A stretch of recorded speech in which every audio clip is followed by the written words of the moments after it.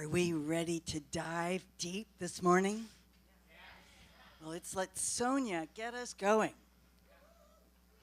I will if you take that picture off that screen.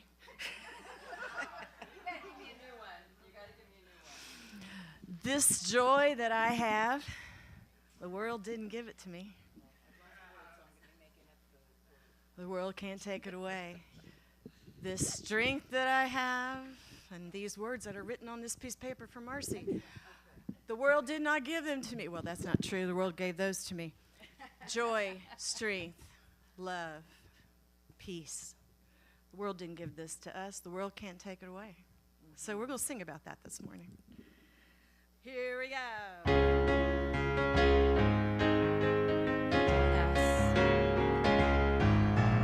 This joy that I have, the world didn't give it to me. No, this joy that I have, the world didn't give it to me. Don't you know that this joy that I have, the world didn't give it to me. I said the world didn't give it, the world can't take it away. This strength that I have, this strength that I have. Oh, now the world didn't give it to me. No, this strength that I have, the world didn't give it to me. Don't you know that this strength that I have, the world didn't give it to me. I said the world didn't give it, the world can't take it away. This love that I have, this love that I have, the world didn't give it to me. Oh, this love that I have, the world didn't give it to me. Don't you know that this love that I have, the world didn't give it to me. I said the world didn't give it, the world can't take it away. This peace that I have, this peace that I have, the world didn't give it to me. Oh, this peace that I have, the world didn't give it to me. Don't you know that this peace that I have, it's mine. The world didn't give it to me. I said the world didn't give it, the world can't take it away. This joy that I have, this joy that I have, the world didn't give it to me. Oh, this joy that I have, the world didn't give it to me. Don't you know that this joy that I have, the world didn't give it to me. I said the world didn't give it, the world can't take it away. I said the world did not give it, oh, the world didn't give it, the world can't take it away. The world didn't give it, and the world can't take it. The world didn't give it, the world can't take it away.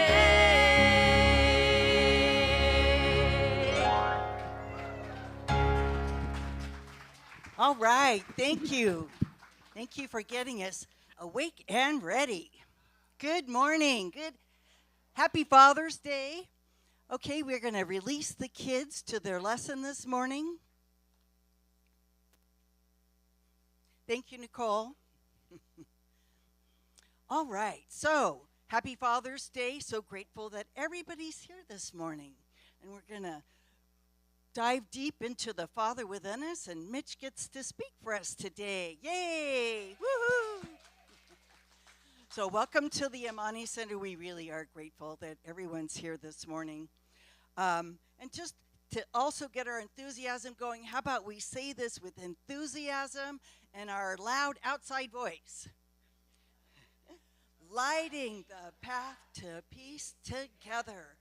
Amen. That's who we are, and that's this work that we're doing on this planet. And so this place that we call the Amani Center, we genuinely believe we are open and inclusive spiritual community. All faiths, paths, and religions lead to that one divine within us. And this is a place that we can learn and grow together and be that beautiful mirror for each other, reflecting the divine back to us and back to each other.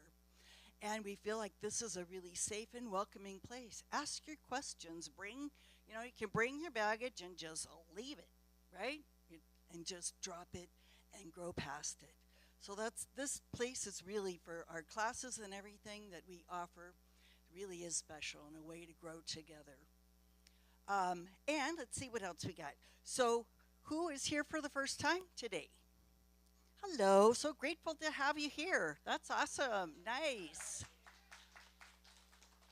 We have some gifts that will pass out, a little bit more information about us with phone numbers and ways to contact us if you have questions, and you can also see us after service. But one of the things I was talking about the classes, we have a program where you can become a practitioner, certified religious science practitioner, or many of us call ourselves New Thought practitioners. And it's about 4 years. And then some of us went on to get for 6 years to get our ministerial. And those classes are really a way to dive deep into consciousness and grow. But one of the tools that we use is called affirmative prayer spiritual mind treatment. And those of us that are practitioners like to offer that after service, complimentary. So if you're something that you're trying to manifest in your life or something you would prefer to release, let us assist you with that. And then we also are available during the week online, Facebook, on our Facebook page. You can request a spiritual mind treatment and do some individual work if you prefer, but that's really the tool that we use, is just knowing the truth of you. So now I'd like to bring Marcy up to tell us about what's going on at this center. Thank you, Reverend Belinda. Just a few minutes to go through our announcements. So this is our schedule for the month of June. June's theme is Father as Divine Wisdom. And so here is our lineup. We're on the 16th today, Father's Day. Happy Father's Day to all the fathers out there. And we have the wonderful Reverend Mitch Austin speaking today. And then next week we have our very divine Reverend Sherry Wynn. And then we're following this month with the 5 Sunday month with the amazing Karen Drucker. So June is awesome. More about that in a moment. So here's some of the classes and events that are coming up. Reverend Mitch is doing his Rise and Speak as a retreat weekend this time. So this is new. This is a great way to get into that. He may talk a little bit about that, or do you want to say something now? Okay, so he'll probably tell you a little bit about that. You can sign up for that at theamanicenter.org, or you can see one of us after service if you'd like to sign up. We have the convergence of the summer solstice and the full moon this month. So we will be doing a joint ritual. It's going to be awesome. So that is Friday the 21st, 6:30. Show up here. If it's too hot, we'll be inside. If the weather's nice, we'll be outside. But either way, we're going to have music, journaling, ritual, and just time to be together, meditation. So it's a wonderful way to honor the full moon and the change of season. So please join us for that. And then we have a new workshop that's going to be on the 28th. No, 23rd. I don't know why she's got that date on the top is wrong. It's the 23rd, and it's called Zentangle Workshop, and it's with Sandy Nee. And so it's like a drawing, almost doodling, manifesting, meditating, really cool kind of workshop that she's bringing an introductory class to. So if you would like to sign up for that, you can sign up at theamanicenter.org, and it will be after service next week. And then here's some of our other events that are going on. Teen Play Date will be on the 28th of the month this month. We have the amazing Karen Drucker, who will be here for 3 special events at the end of the month. So she's doing a retreat here at the center in the morning on Saturdays. So that is, I believe it's 10 to 3. And then there'll be a concert that night, also here with Karen Drucker right here on the stage.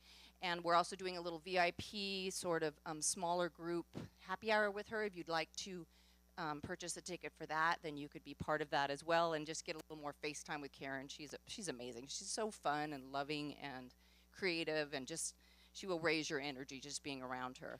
And then she will be right here doing our talk and our music on Sunday. So don't miss any of that if you can, but at least hit something. It's going to be wonderful to have her here. And then our other wonderful Reverend Cheryl Rem will be bringing a class in July, and it's called Finding Home, Who Are You? 4 weeks, an hour and a half a night, and it's on Monday night starting July 8th. she's fantastic, and she's making this at a more introductory level. She does some very high level work, but this is going to be appropriate for anyone. So I encourage you to sign up for that. That'll be the class going through the summer, and it's a doozy, and she's usually not here, so it's really wonderful to have an opportunity to be in person with Reverend Cheryl.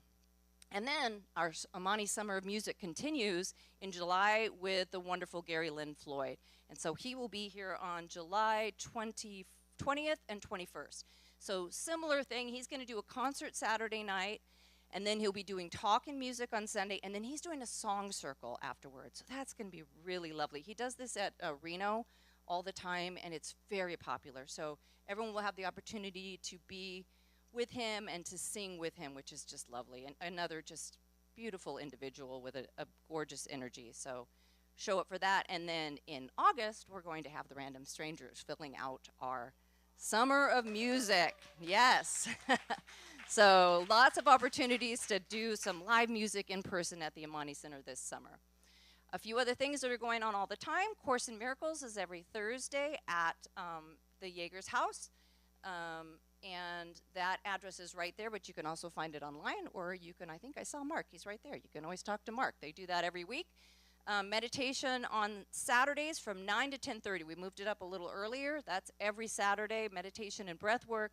And then our yoga classes are continuing, normally at the ballet, but this month they're over here because there's a vacation kind of camp going on at the ballet right now. Okay, I think that's all the announcements. If you haven't already silenced your phone, please do so, and I'm going to hand this back over to Reverend Belinda to bless the service. Yes.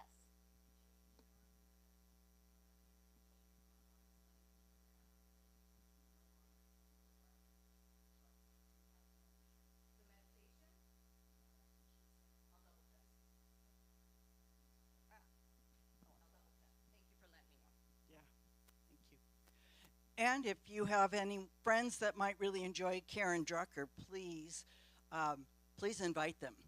We tried to put that flyer out to other centers in the area. She really is. She's headed up the Anton Conference. She was like the music director for several years. So there's a lot of people in other centers that really enjoy her. So I've signed up. VIP, concert, Sunday, all the stuff. All right, so let's just take a moment to go within, get ourselves ready and open for the talk today. And if you feel comfortable, close your eyes and gaze gently upward at that point of light, that Father of divine wisdom that's within each one of us, the intelligence that guides and guards our life, protects us, provides for us, is the source of all. We're so grateful for this opportunity together today, this morning, in this place we call the Amani Center. So we bless each one of you, knowing that each one of you hears exactly what you've shown up today to hear. So we open our hearts, open our minds to that infinite divine wisdom. We're so blessed by each other's presence, reflecting that divine within, that we easily and effortlessly release this and let it go, knowing that we are all truly blessed. As we say together, and so it is. So this morning, our practitioner is Reverend Angie Gann, and she's going to be leading us in the affirmation. Thank you, Reverend Belinda. Good morning, everyone. We will be reading through the affirmation 3 times. The first time with energy and enthusiasm. The second time, we'll bring it down in our hearts a little bit. And the third time, if you would just join me mentally, and I'll read it through then. Let us begin. I call upon the courage and strength of spirit within me to release the pain of the past so I may experience more joy, abundance, and wholeness in each moment. I call upon the courage and strength of spirit within me to release the pain of the past so I may experience more joy, abundance, and wholeness in each present moment. I call upon the courage and strength of spirit within me to release the pain of the past so I may experience more joy, abundance, and wholeness in each present moment by our own Reverend Mitch. Thank you. And so it is. So it's now my pleasure to bring up Doug. He has something for us this morning for Father's Day.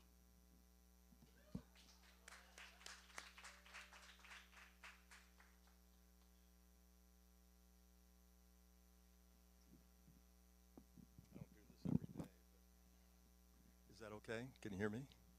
Yeah, okay. Well, so I'm going to talk about my dad, and I'll introduce you to him. His name is Edward Elmer Waters. He left this plane about 21 years ago.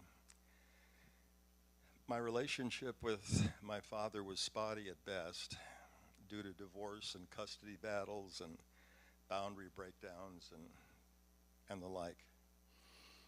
We had very complete and very lengthy separations in our lives to the tune of about 23 years where we didn't see each other at all. But we had a wonderful time of 5 years when I was 3 to 8 years old. It was a profound and wonderful, wonderful time. Wouldn't trade it for the world. It wasn't always perfect. There was tragedy, there was comedy, but there was a lot of adventure. And we had each other to ourselves in that 1 5-year window. He had custody of me on weekends, and so that's when we saw each other Saturdays and Sundays for 5 years. The pupil was ready, but didn't know it. The teacher appeared. My father exposed me to so much, to such a variety and quantity of people, places, and things in this world of Chicago, things and ideas. It was a huge jump start for me in my life. It gave me a perspective on life at that early age that many never get to have. I didn't put it all together until I wrote a eulogy for him when he died. In the early 50s, I was just a little guy, and Dad was a single parent who had custody of me on weekends. He was a striking figure of a man. Oh, yeah, there we are. He was a striking figure of a man with matinee idol good looks. But instead of opting for a social life with adult friends on weekends, he chose to spend that time with me, just me. He was a guide and a teacher, and the world of Chicago was our classroom. His style was somewhere between Socrates and Mickey Spillane's. That was a Pulp Fiction writer, by the way, for some of you who may not know. He introduced me to so many people, places, and things that I had a head start on other kids my age, and I never lost ground.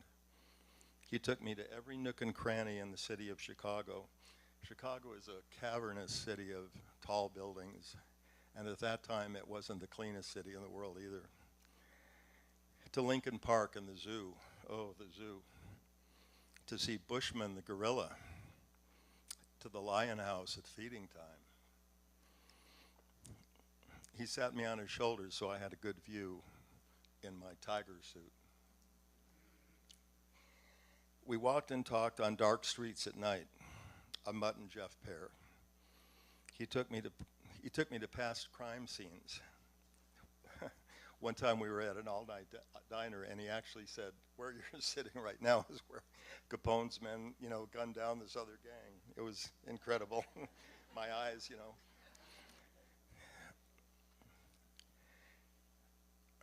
He took me to all-night diners and corner taverns, took me to all the museums, which I loved, and the planetarium, to Lake Michigan and the Rocks, to Notre Dame, and to Mass. He introduced me to Shakespeare, Homer, Cicero, and Caesar. Aristotle, Plato, and Socrates, the Iliad and the Odyssey, to navy bean soup and oyster crackers, cotton candy and street vendor hot dogs, to Dick the Bruiser, the professional wrestler, to Cisco and his sidekick Poncho, to Hopalong Cassidy, and to the Lone Ranger, yep, Clayton Moore, the Lone Ranger and his faithful companion Tonto. I think that was probably at a circus or something.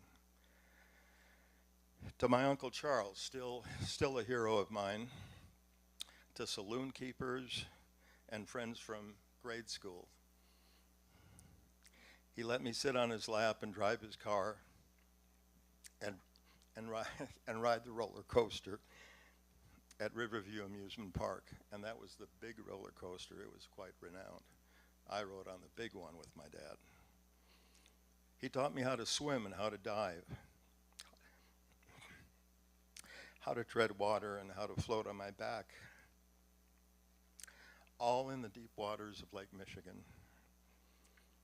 Jump in, Eddie, I'll catch you, he would say. He taught me to try it, to fear nothing and no one. See if you like it. To be proud to be a Waters. To walk right up and stick your hand out. He taught me to help blind people cross streets.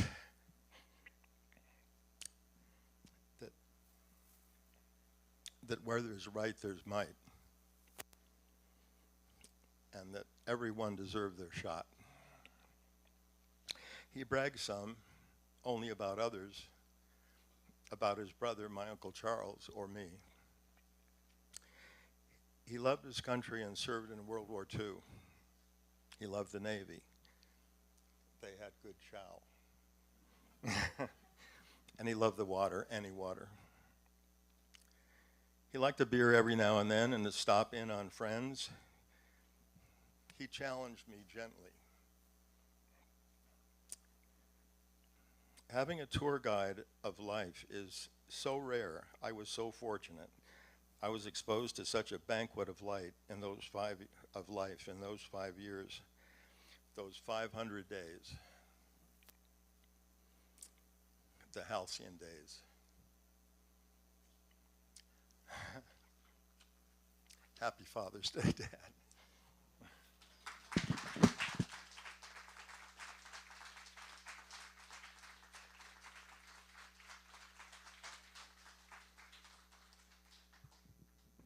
It was beautiful. Thank you.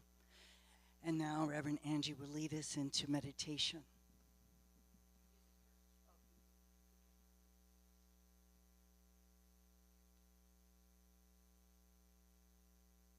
Father, follow that. That was beautiful. That was beautiful.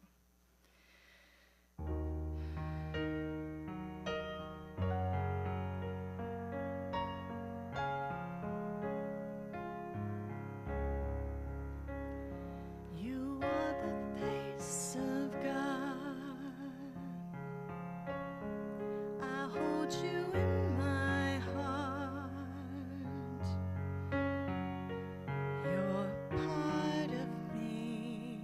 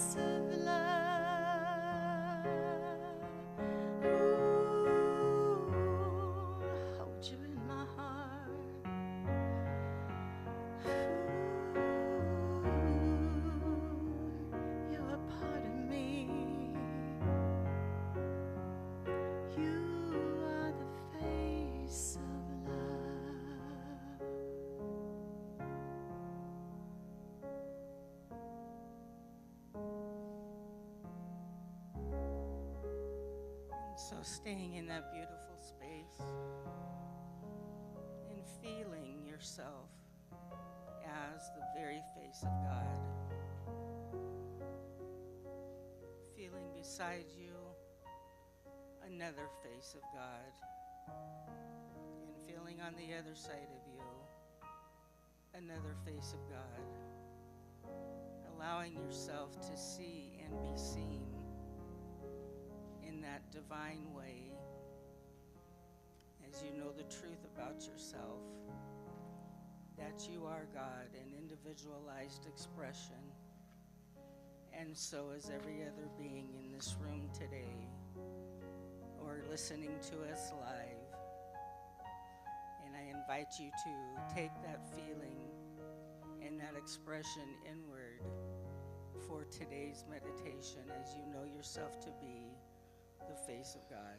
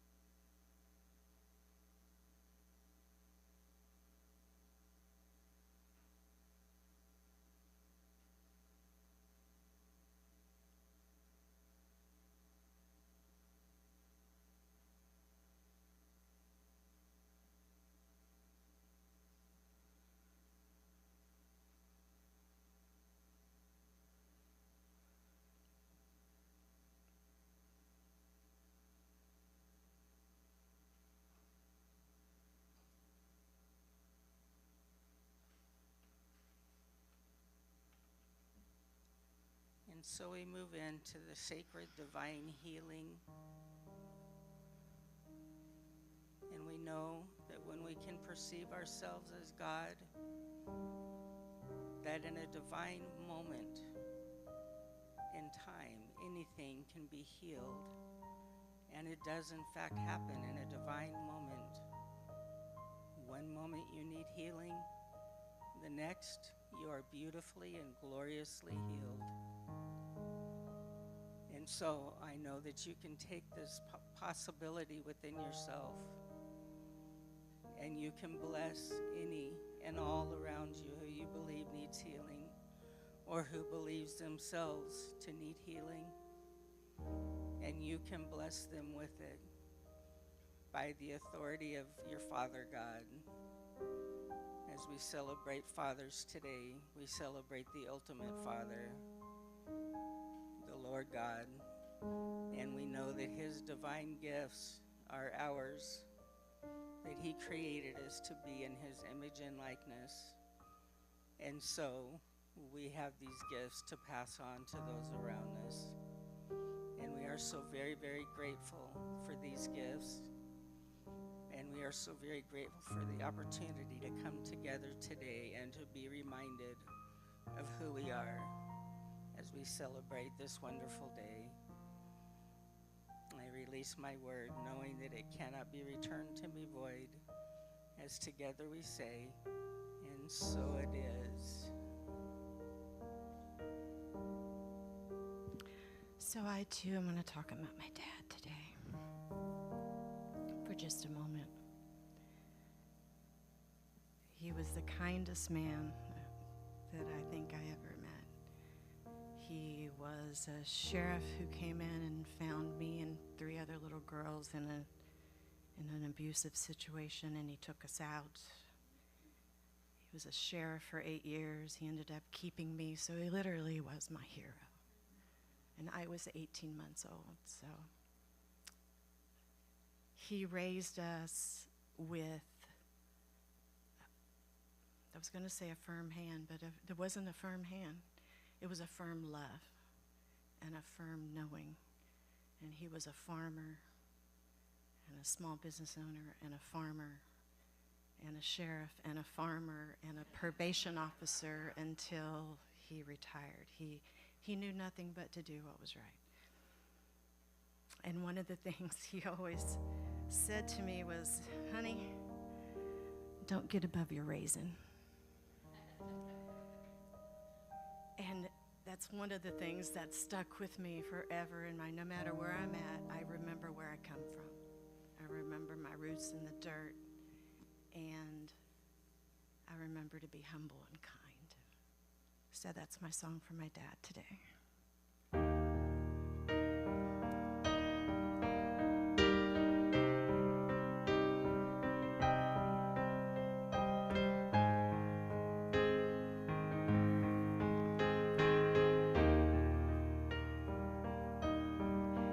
There's a light that grows by the front door. Don't forget the keys under the mat. When stars shine, always stay humble and kind. Go to church when your mama says to. Visit grandpa every chance that you can. Won't be wasted time. Always stay humble and kind. Hold the door, say please, say thank you. Don't steal, don't cheat, don't lie. You've got mountains to climb, but always stay humble and kind. When the dreams you're dreaming come to you, when the work you put in's realized, let yourself feel the pride, but always stay humble and kind. Don't expect a free ride from no one. Don't hold a grudge or a chip. Here's why. Bitterness keeps you from flying. Always stay humble and kind. Know the difference between sleeping with someone and sleeping with someone you love. I love you ain't no pickup lines. Always stay humble and hold the door, say please, say thank you. Don't steal, don't cheat, don't lie. You've got mountains to climb, but always stay humble and kind. When the dreams you're dreaming come to you, when the work you put in is realized, let yourself feel the pride, but always stay humble and kind. When it's hot, eat a root beer popsicle. Shut off the AC and roll the windows down. Let that summer sun shine. Always stay humble and kind. Don't take for granted the love this life gives you. When you get where you're going, don't forget, turn back around and help the next one in line. Always stay humble and kind.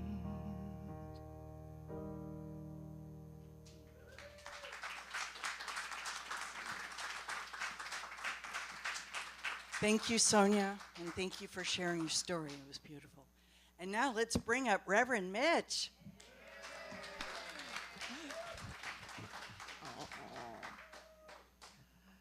Can we give it up for Sonia and Kevin with our music today? And Marcy helping us open up. That's my favorite song. You know, this joy, this power. The world didn't give it to you. Can't take it away. Isn't that the good news today?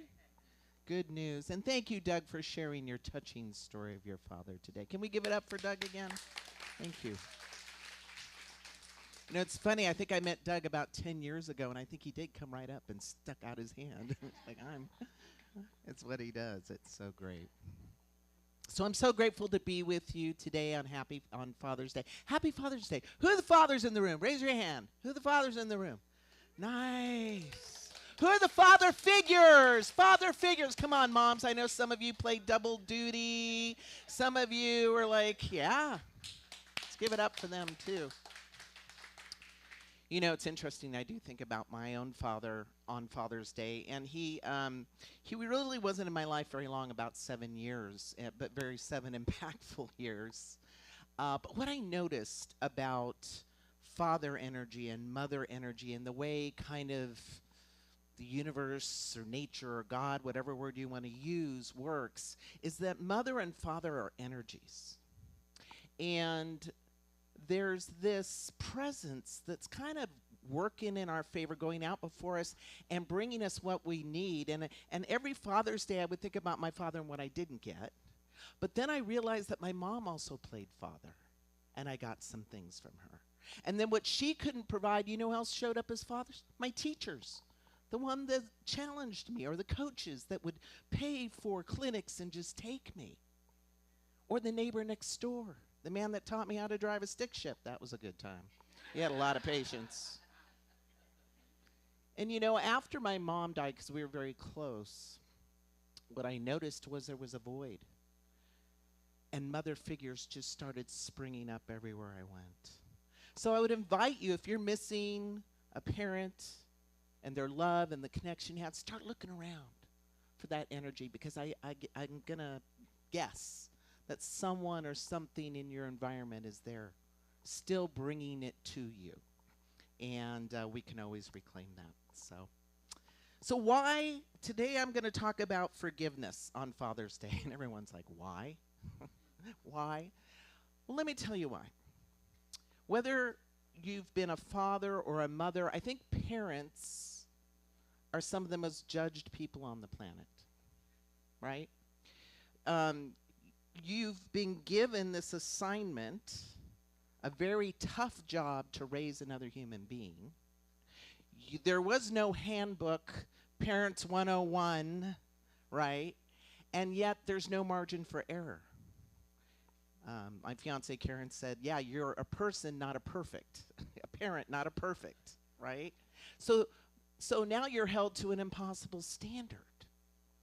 And what that means is, because we're human and we do make mistakes and you're held to this impossible standard, you're going to be judged. Feels painful. And either you're going to be judged or you're going to judge yourself. Anyone ever got parent guilt? It's a real thing. It's a real thing. And then some of us didn't get the lovely mother or father that some people talk about. We don't always talk about that, how that's impacted our lives, and what we can do to have a better experience of our parent if they fell really super short. And so we're going to talk about that today. And here's the thing.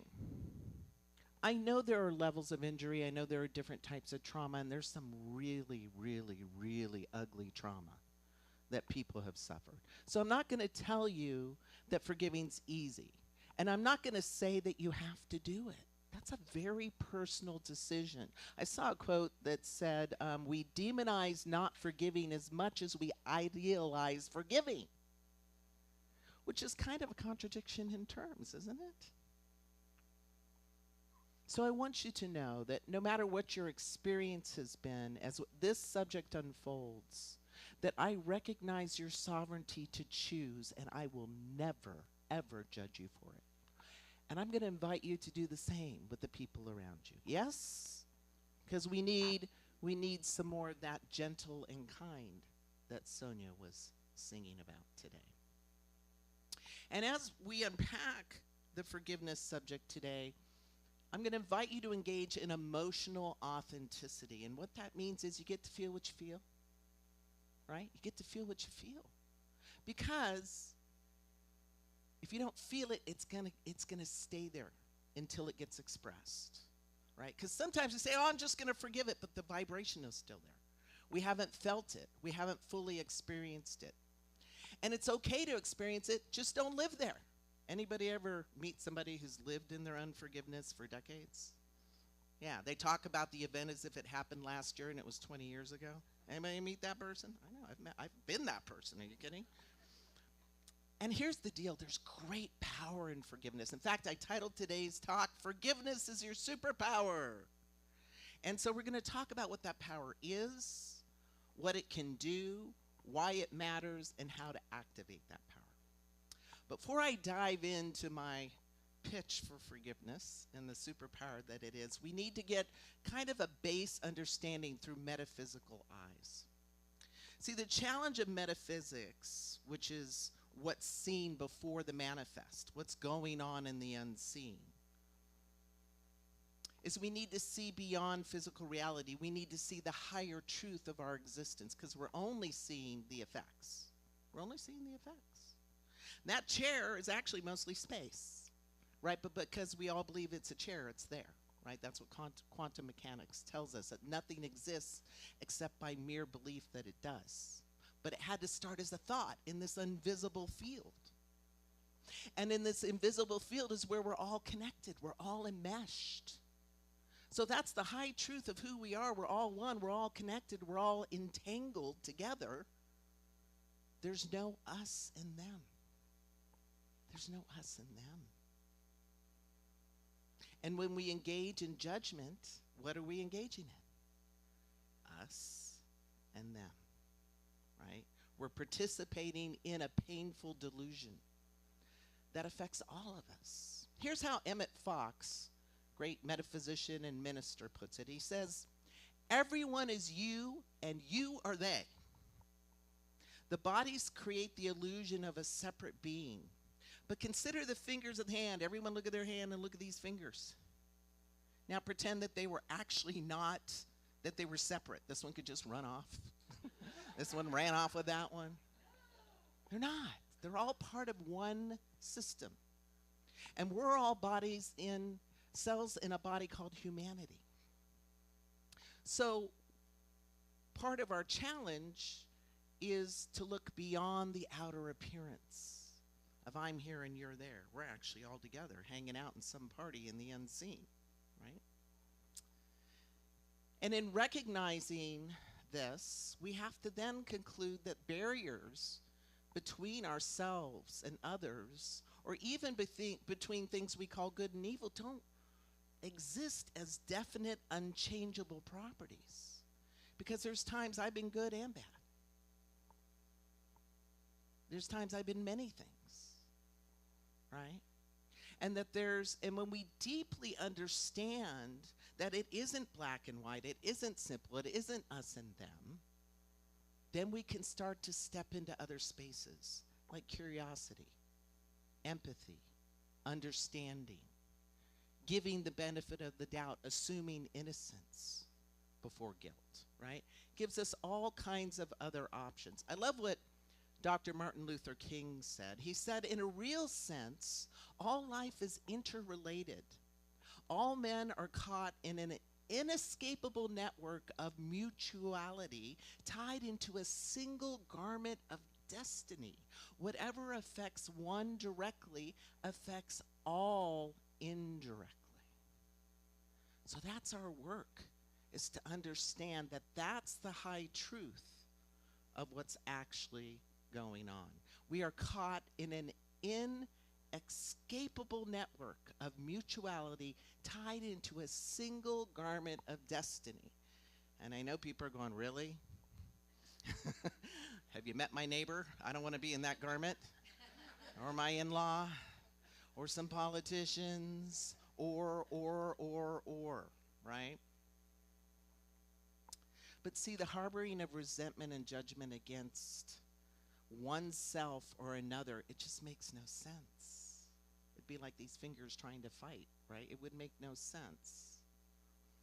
And forgiveness is not only about our well-being and release of our pain, but also everyone else.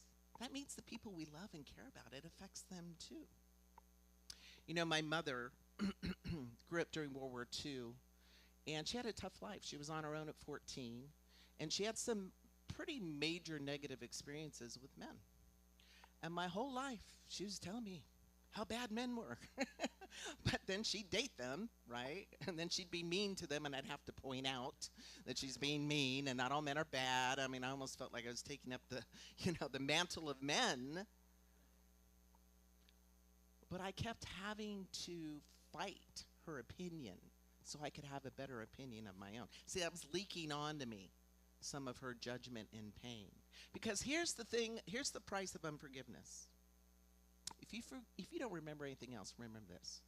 The price of unforgiveness is paid over and over and over again. It's paid over and over and over again because we either bring that past event into present time and we pay again with our pain and our resentment and our judgment. It's paid over and over again because we go out and we spill it on to other people and we have them pay the other person's bills. I remember years ago I was dating a woman who had a lot of negative experiences in relationship, and anything I did that kind of looked like that other guy, I got beat up for. Anybody ever had that experience? You had to pay somebody else's bills? I said, I don't want to pay somebody else's bills. It's not what I meant. It's not what I'm doing. But we tell ourselves a story. That's how our mind is. Our mind does three things. It generalizes, it distorts, and deletes. That's all it does. And because it takes shortcuts to understand reality, what happens when we take shortcuts? We miss something. We miss stuff. And if there's any gaps in our understanding, what does our mind do? Makes up a story. It completes the gap, right? So we got to learn to question what our mind is telling us. We've got to close the gap with better information so we can have that greater understanding. Because this bill, this unforgiveness that gets paid over and over again and gets passed on, that chain of pain, because hurt people hurt people. Hurt people hurt people. So to break the chain of pain, and the only way that I know is through forgiveness. So what is this superpower? What is this superpower of forgiveness? Want to know? Anybody want to know? Well, let's start with the definition of superpower. Superpower is a special or extraordinary superhuman ability that is greater than what is considered normal. See, there's an opportunity when we exercise this power of forgiveness to get something greater than we can even imagine is possible on the other side of it. I just love this whole idea of superpower. I don't know, everybody loves, like, all of the superheroes. I always wanted the superpower to shapeshift. Could you imagine? I could have a good time with that one. So, what power does the superpower of forgiveness give you? It gives you the power to rewrite the past and liberate yourself and others. I mean, wouldn't it be great if we had a time machine and we could go back to that past event and be an observer to what happened and have more information? Now, we can't physically do that, but we can mentally do it through the path of forgiveness and going on that journey. I remember every Christmas my mom would pontificate about her childhood, and she was forced to live on a concentration camp. And she was always very upset about that towards her mother. And she would tell me the story. She would say, look, if my mom had just divorced her husband, the SS kept telling her, they'd let him go. And she felt like she was picking him over them. And I said to my mom one day, I said, Mom, did you ever consider that she never divorced him because at that time when she was on the concentration camp, she knew how to get food. She had shelter. She was running a little racket. My grandmother was brilliant. She had a whole scheme going on. I said, where was she going to go in war-torn Europe? No husband, no home, and 2 kids. And she looked at me. She took a long drag off her cigarette. And she said, you might be right. In that moment, she saw something she'd never seen because she was still looking at it through an 8-year-old's eyes. See, we get trapped in time, but who you are today is different. You know more, you can see more, you're in a more healed space to take on and have a deeper understanding of what happened. So we can rewrite that story. See, it's an act. Mark Nepo says that forgiveness is an act of liberation from a moment in time in which you and another person are still imprisoned. Still imprisoned. The illusion of time, right? We see time as sequential, but it's always going on. It's the 1800s, the beginning of time. It's all in streams happening in the unseen. It's all there. And quantum physics is starting to discover that when we forgive now, we actually change the energy of the past and heal our ancestors. That's why the Native Americans say when you forgive, you actually heal 7 generations back and 7 generations forward. There's a lot more going on to this game in the unseen than we might realize sometimes. So remember, there's no us and them, and you can rewrite your experience. The metaphor I like is the metaphor of the car. So if we think of our life as a car and we look through the big window, the windshield, in the present time to drive. Yes, we don't look in the little rear view mirror to drive forward. That'd be a disaster, right? But when we're still focused on the past and we're trying to drive our car to a better future, how well do you think that works? Not great. That's why the windshield's big in front of you and the rear view mirror is so small. Because what's behind there is not nearly as important as what is right in front of you.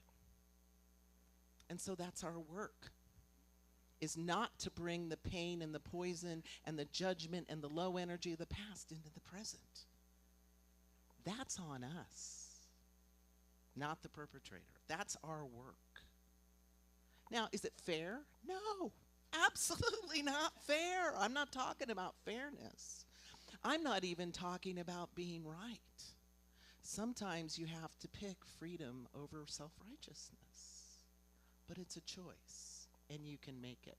You know, Nelson Mandela was imprisoned for decades for just speaking his truth and trying to liberate people. And not only was he in prison, he was tortured the whole time. Hard labor, beat up.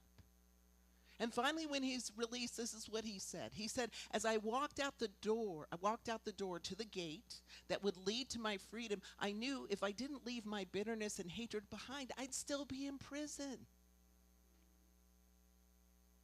Yet, I know there's some of us in the room who are still in that prison.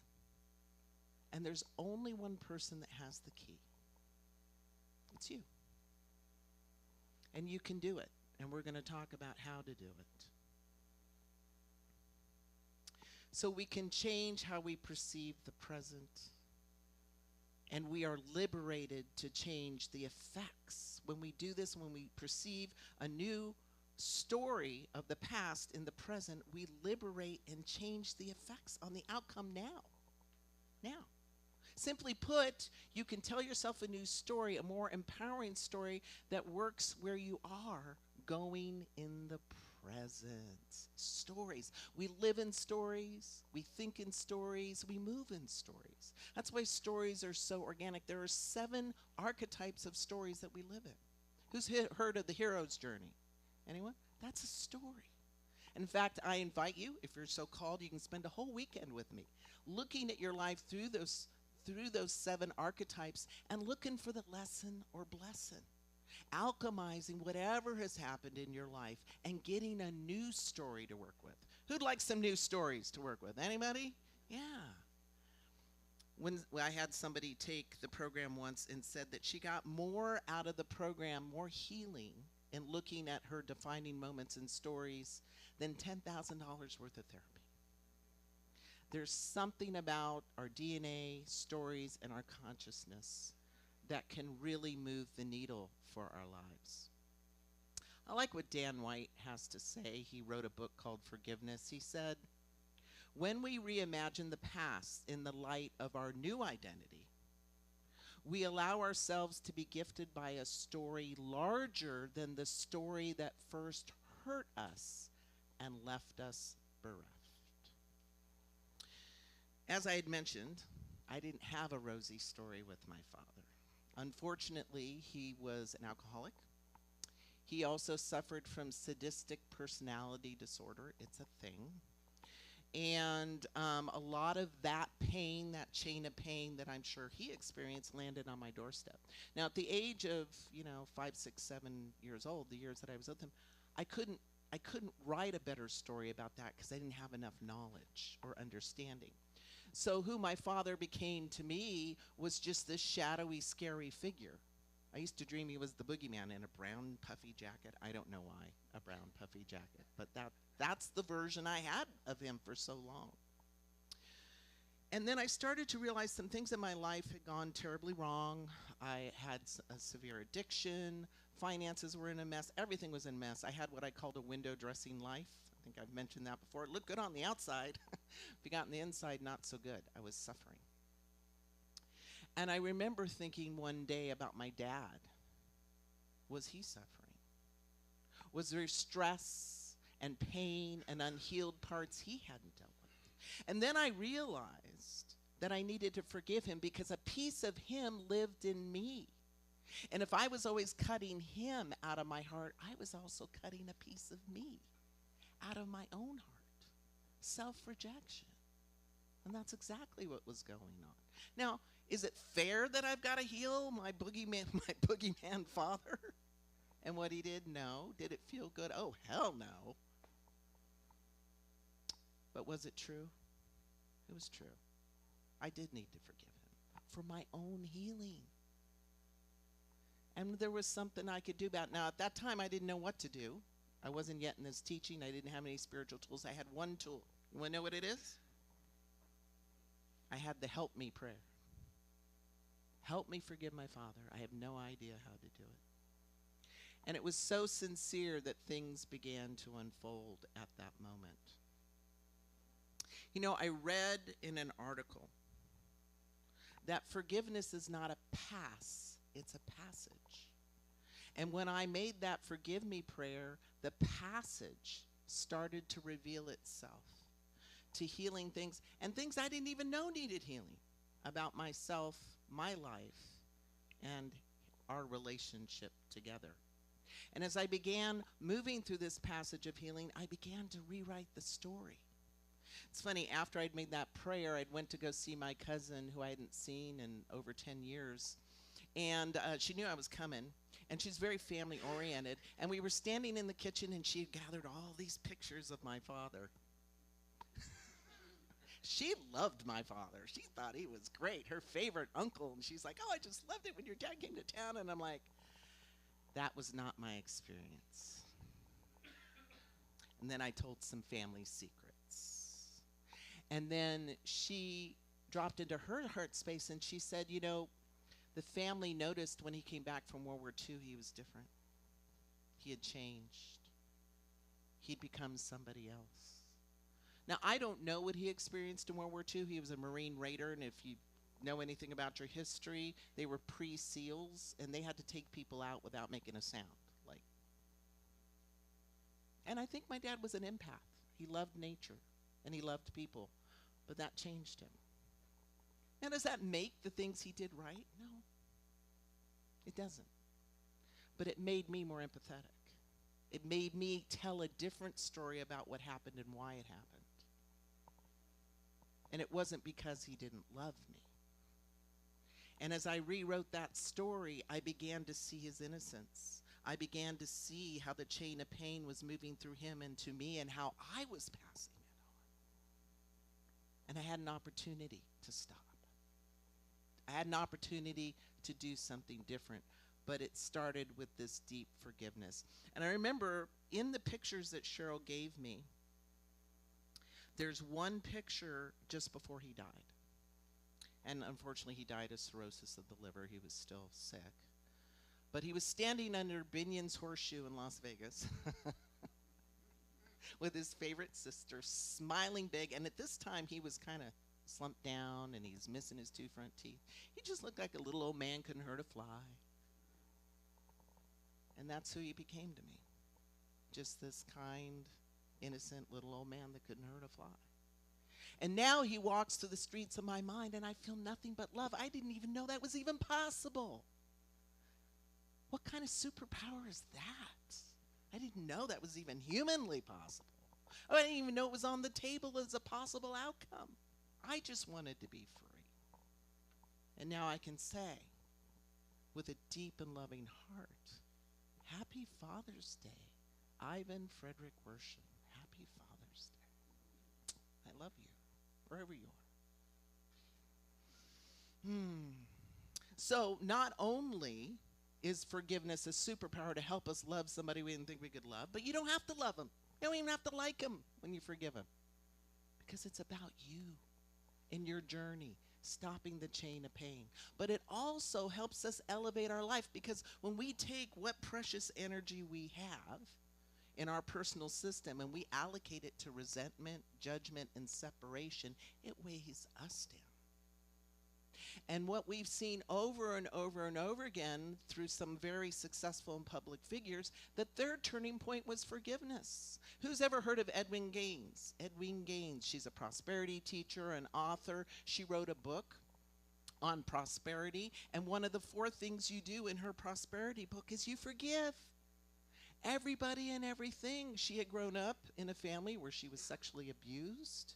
She was mentally and emotionally abused.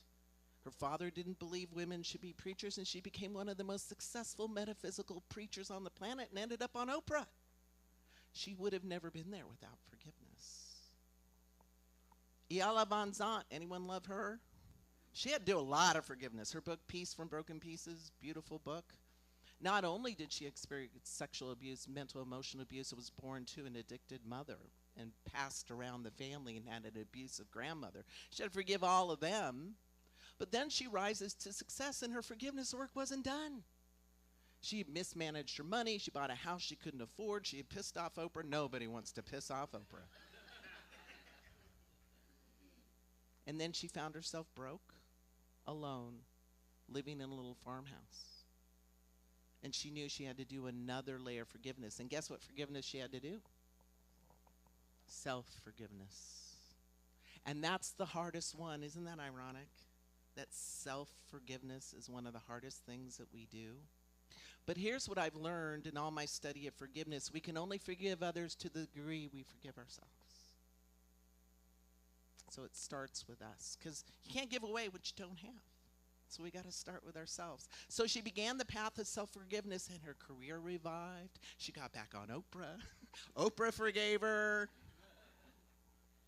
And she's back in the world in a new skin, a more authentic version of herself, doing her good work. Who's ever heard of Louise Hay? Hay House, yes. I met her, by the way. She was awesome. I didn't know what to say. I was like, oh, Louise Hay. Her stepfather abused her. Her father's abused her. She was pregnant by 15, had a child at 16, and had no more than a high school education, out into the world. And from this very broken, abused background, she learned that she heard somebody say, well, if you change your thinking, you can change your life. She said, what? Really? Is it real? And she went and became a practitioner. She became the queen of affirmations, and she started telling her stories. But even though she had been successful as a practitioner, her success kind of hit a ceiling, and then she got cancer. And what she realized in her prayer work and her meditations, that until she forgave the people in her past, she couldn't heal. She couldn't heal physically, she couldn't heal emotionally. And so she began that work, and after she did that work, everything took off. Hay House, she developed a publishing company in her 50s. It's now worldwide.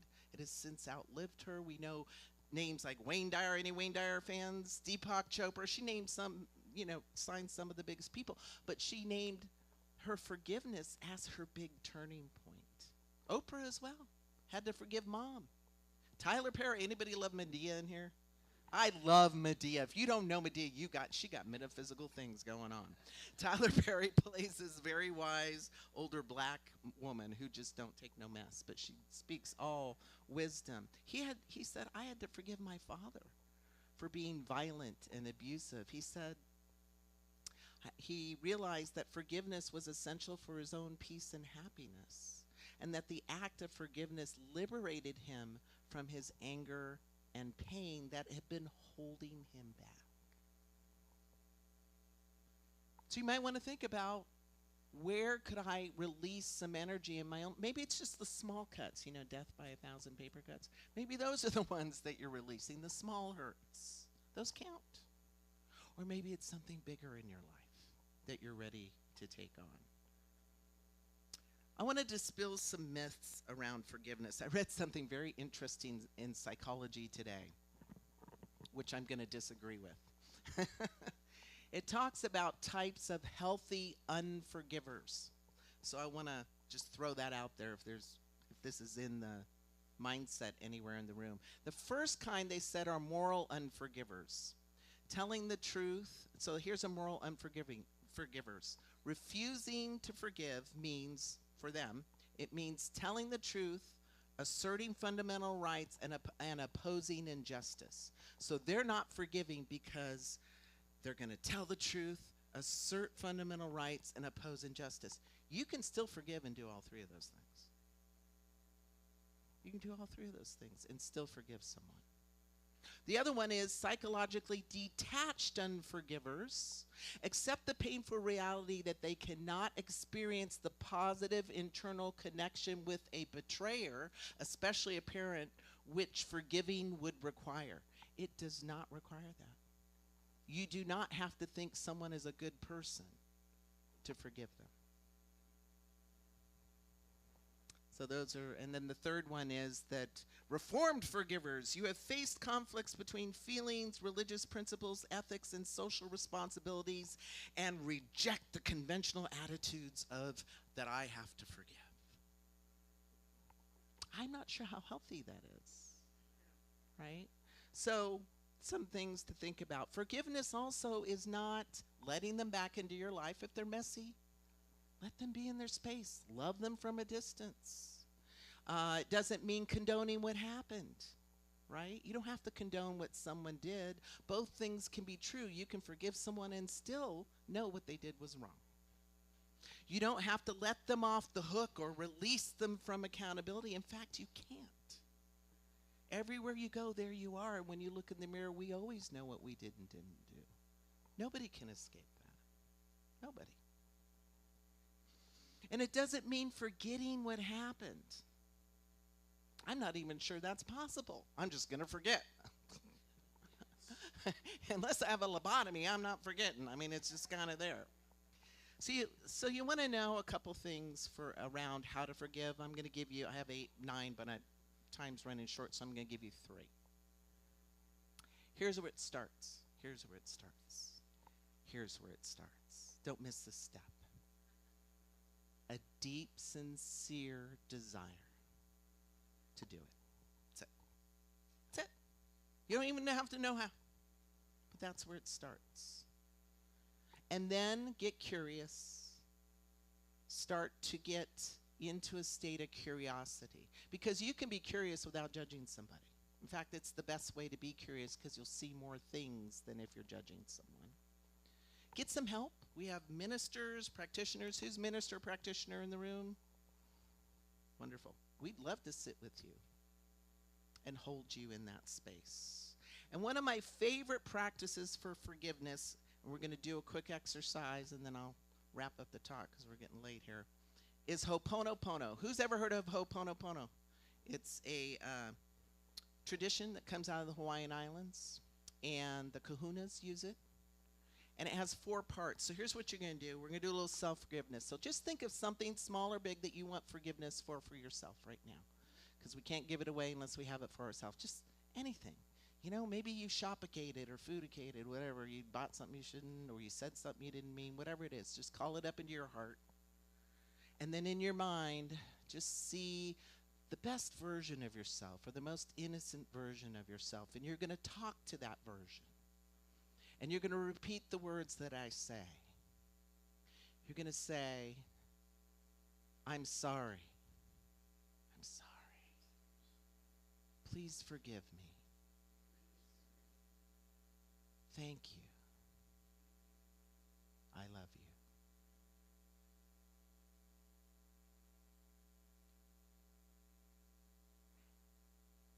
Come back into the room.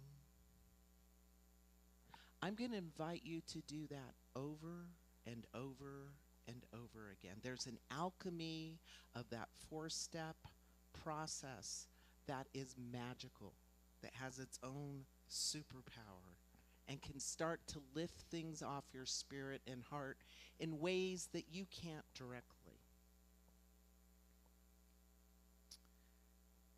And I want you to imagine for a second, as we just did this, whatever you judge yourself for is gone. It's gone. It's gone. You don't feel guilty anymore. How would you feel? What are some words? How would you feel? Awesome. How would you feel? Light. How would you feel? Freedom. Start feeling it now, because you deserve it, no matter what. You are a piece of God, divine, spirit, at your essence, whole, perfect, complete, fully deserving of every good that the divine, that God, that this creator would give you. Is there anything you wouldn't give your child or your doggy or your cat? Anything? Any good for them you would reserve? Well, Spirit's not withholding that either, and neither should you. I want to leave you with a little poem by George Rosen. Forgiveness is a gift you give, not just to them but you. It lifts the weight of anger's hold and lets your heart renew. It takes a mighty strength to let resentment fade away, to grant the grace that frees your soul and lights a brighter day. With every act of letting go, your spirit finds its wings, and in the place of hurt and pain, a song of peace it sings. For in this gentle act of love, a superpower lies, the power to transform your life and see through clearer eyes. Forgiveness is a hero's path, a journey pure and true. It heals the wounds within your heart and makes you whole anew. Thank you so much. Blessed be.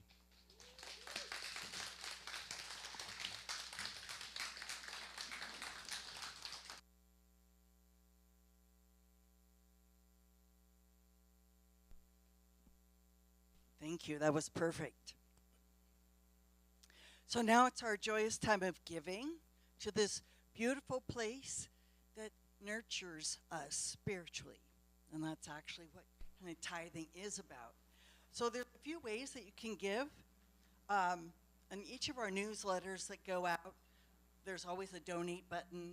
Our flyers, anything that goes out or is posted, there's a donate button, so you can do that. You can scan this QR code, and it'll take you right to a way to give. And or you can set up recurring payment at your bank, so you don't even have to think about it. And if you happen to miss a Sunday, it'll get here anyway. And or you could write a check out and mail it to us. So that's also another way that you could give. But to know that your giving keeps the center open for all of us and available, so that we have this beautiful place to come together. And so now while we're doing a song first, and then Reverend Angie will do spiritual mind treatment for us, Joyous Time of Giving.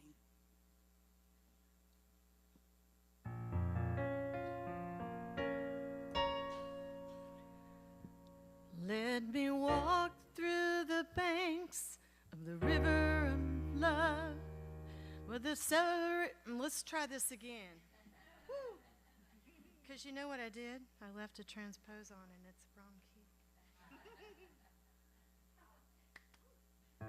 That's better. Oh, thank you.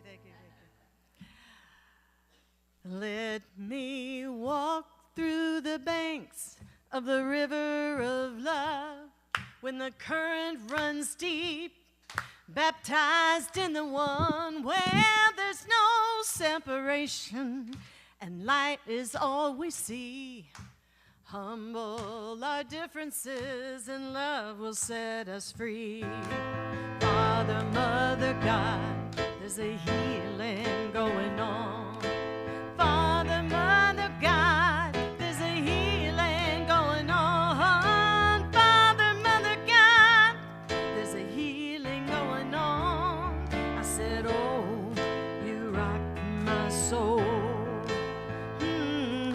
said, oh, you rock my soul.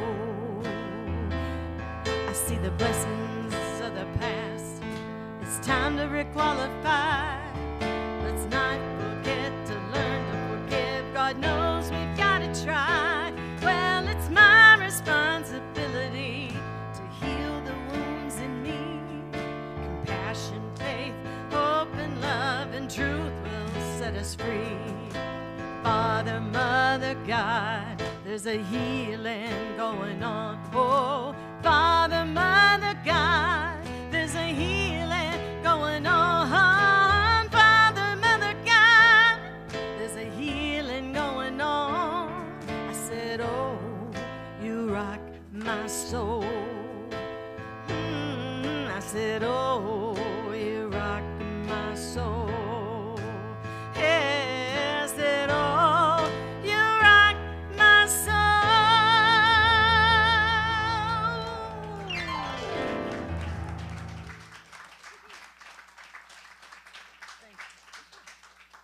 And so we take this healing, we see our finances being healed, we see our health improving and moving forward, and we see the growth of the center continuing forward by these donations and this input. And we thank each and every one of you for being here and contributing. And so it is.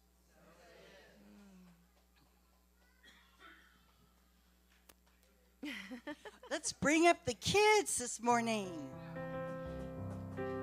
This little light of mine, I'm gonna let it shine. This little light of mine, I'm gonna let it shine. This little light of mine, I'm gonna let it shine. Let it shine, let it shine, let it shine. Had a bunch today, huh? Oh boy. Woo.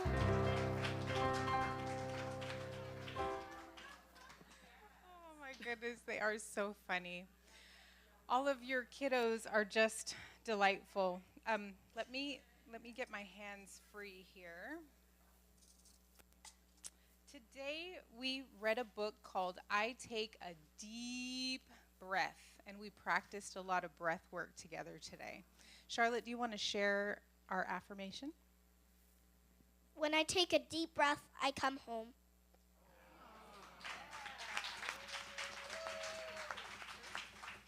Everybody did so well today. We had a lot of fun, and we made some Father's Day bracelets as well as cards. So, happy Father's Day, everybody. Thank you. Do you want to say something? What would you like to say? Why take that deep breath? I like this one. All right. Thank you guys so much. That was deep.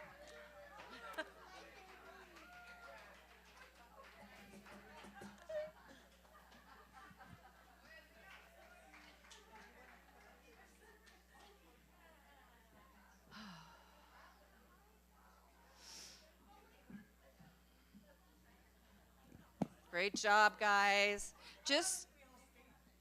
Yes, everybody stand. And just a reminder, before we sing our closing song, we do stack the chairs afterwards. So if you're able to help, we'll stack the chairs on this side over there, the chairs on this side over here. There are still succulents. Take a succulent home. You can make a donation or not. We don't want them to die here. So there's succulents. We put the lost and found stuff out. It's right around the corner. There's a lot of water cups. If you're missing a water cup, take a look. Glasses, a few coats, a hat. And I think that's it. Thank you so much for being here, and we're going to join hands and sing The Presence is Here. 3, 4. The presence Is here.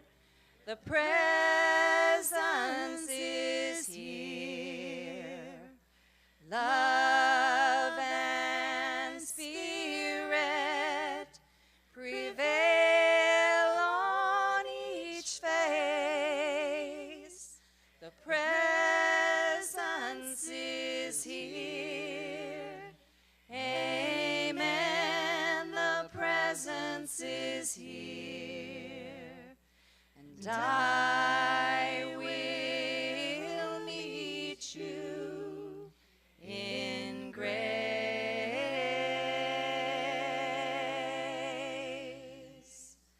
I will meet you in grace.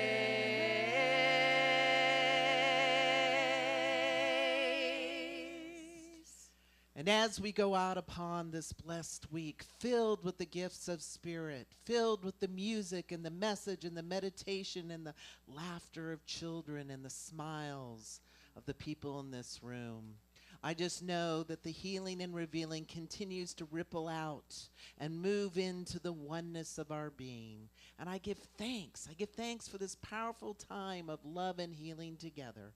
And together we say, and so it is. Blessed be.